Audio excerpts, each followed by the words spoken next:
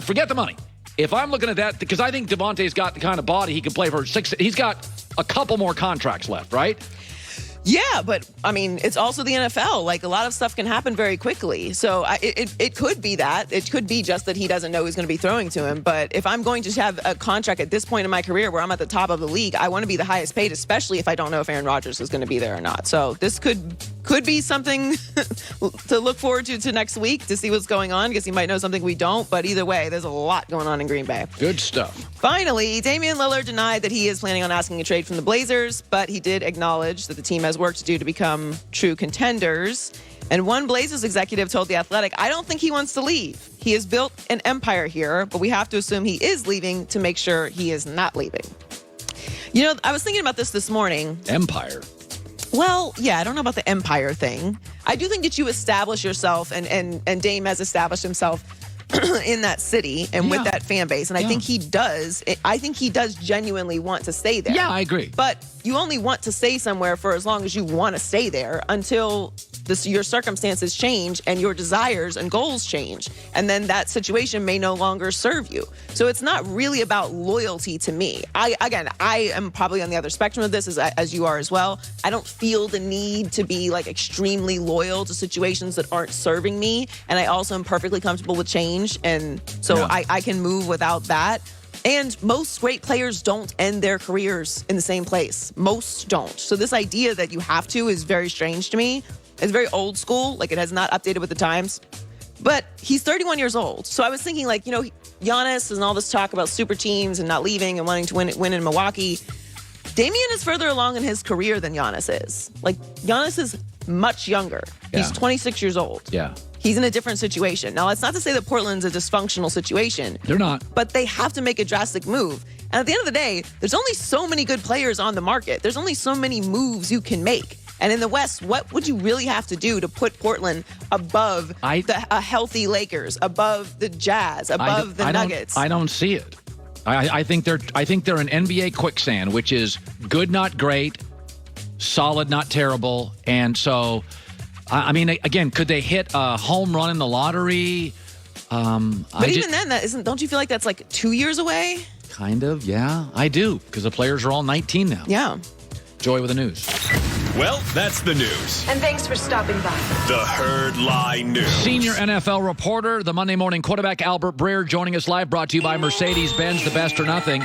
So, you know, Brady, we started our show today, Brady talking about, I'm going to get to the COVID thing in a second, but Brady talking about, you know, this team. And I said, listen, I have it confirmed through my just basic reporting that the Chargers wanted him, the Bucs wanted him, and the Niners wanted him. After that, it's a bunch of stuff I read from people that I trust, you know, Colts, Raiders, blah, blah, blah.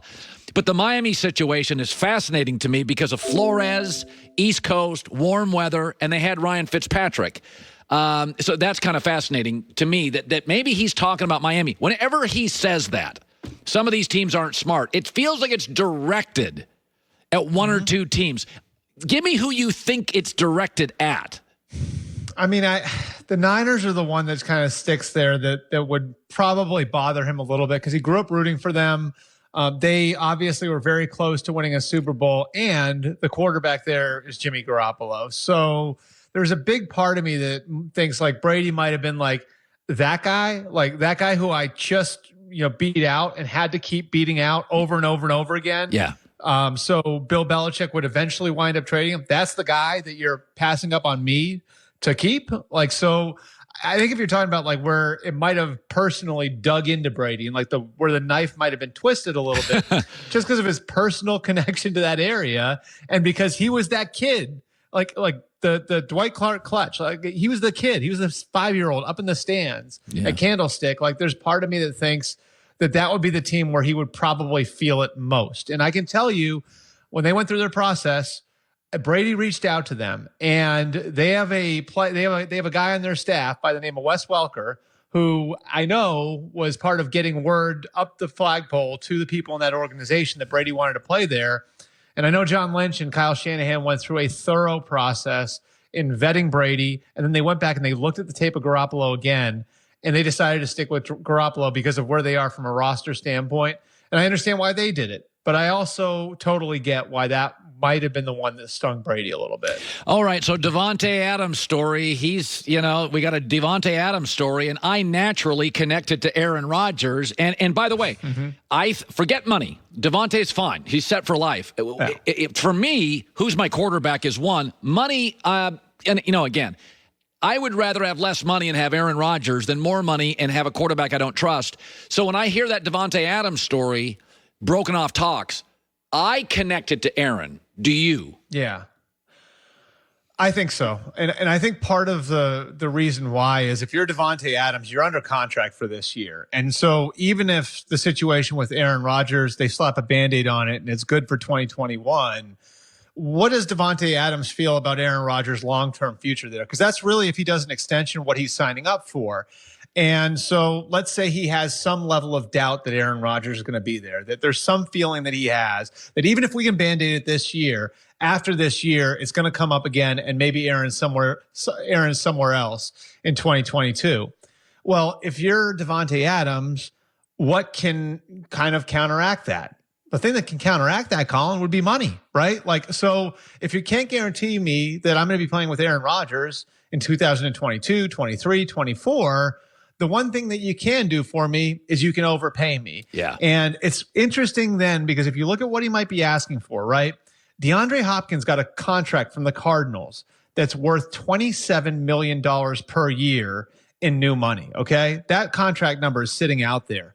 There are only 4 receivers across the NFL that are even making $20 million a year. So you can certainly see where he looks at DeAndre Hopkins and says, Hopkins was around the same age as me when he signed that deal.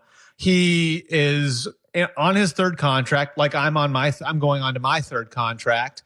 And you're not guaranteeing me that I'm going to have the right quarterback here down the line. So I'm going to ask for this. And you can certainly see where the Packers would look at that and say, that contract's an outlier. There's, 3 guys who are even within $7 million of that deal. I just think the Hopkins contract complicates things the same way. If you remember all those years ago, Calvin Johnson's contract used to complicate receiver deals. Finally, when the NFL vaccine story came out yesterday, Tom Pelissero, my initial takeaway was, if you mess with billionaires' money, your choices become my rules. And that was that's very simplistic, but that was my takeaway is like, okay, we gave you choices. You made the wrong ones. Now we got new rules. The NBA, by the way, baseball just decided we're going to start frisking players. Nobody asked for it. The players hated it. This is what leagues do. The NBA at one point created a dress code, told people what they had to wear. This is what leagues do. But that was my simplistic takeaway. Now you're messing with a rich guy's money. Your choices are our new rules. Your thoughts? Yeah, do not mess with my money is the basic message that billionaires were sending players in this situation.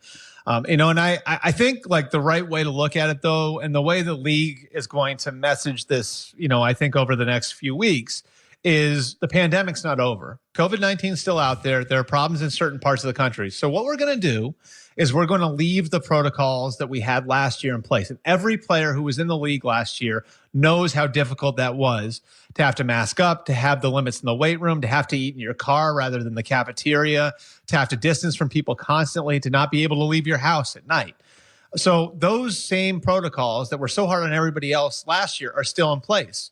What they'll tell you is we're not punishing anybody. We're incentivizing people to get vaccinated. So the guys who aren't vaccinated are saying, well, we're being punished here. No, you're being left in the same protocols that they had last year.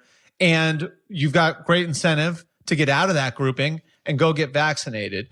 What's really going to be interesting here, Colin, is there is down the line going to be jobs on the line when it comes to this stuff. And if you're a coach and there are 2 players who are equal, and I'm not saying this is going to happen to a star player, but just say you're the 40th, 45th guy on the roster and a coach is lining you up against somebody else, and one player, the other player, allows you to lift normally, allows you to eat normally, allows you to practice normally, allows you to meet normally, and the other guy doesn't, which guy are you going with? Yeah.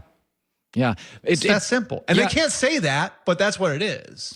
Listen, this is what employers are doing. This is why employers go onto your Instagram and Snapchat and TikTok, and they look at your personal decisions and choices on your content, and they go, I mean, this is what companies have done my whole life. They're called resumes. We just now call it TikTok and Instagram. They're virtual, they're visual, digital resumes, and you make choices, and employers can say, I'm not interested, I am. Albert Breer, always great stuff. Good talking to you, man. All right, thanks, Colin. Well, he's an Ohio State Buckeye. What's he think about that SEC stuff? Oh, my word. Hey, I'll just tell you right now on that, if I was the Big Ten, I'd go after Clemson. Big Ten makes a lot more money in the ACC. If I was the Big Ten today, I'd say, you already got Maryland in your footprint. Isn't Maryland and Rutgers in the Big Ten? Just move down the Carolina coast a little bit. I'd go get Clemson. I'd go get Notre Dame. I would pay whatever I had. If I was the Big Ten with all that money, I would